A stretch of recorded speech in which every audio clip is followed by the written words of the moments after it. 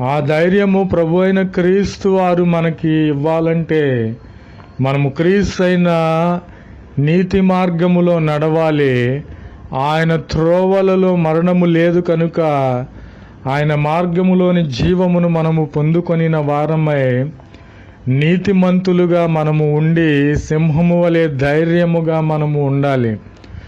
శోధనలు, ఇరుకులు, ఇబ్బందులు, లోక సంబంధమైన వేదనలు, వ్యాధులు, ఇరుకులు, ఇబ్బందులు ఎదురైనను మనము నీతిమంతులుగా ఉన్నాము కనుక సింహము వలె ధైర్యముగా ఉండి నా గురి ప్రభు అయిన క్రీస్తు వారి వైపే అని ధైర్యముగా ప్రభు అయిన క్రీస్తు వారి వైపు చూసి విజయాలను పొందుకునే ధైర్యవంతులుగా మనం ఉండాలని ప్రభు అయిన క్రీస్తు వారి పేరట మిమ్ములను వేడుకొనిచున్నాను.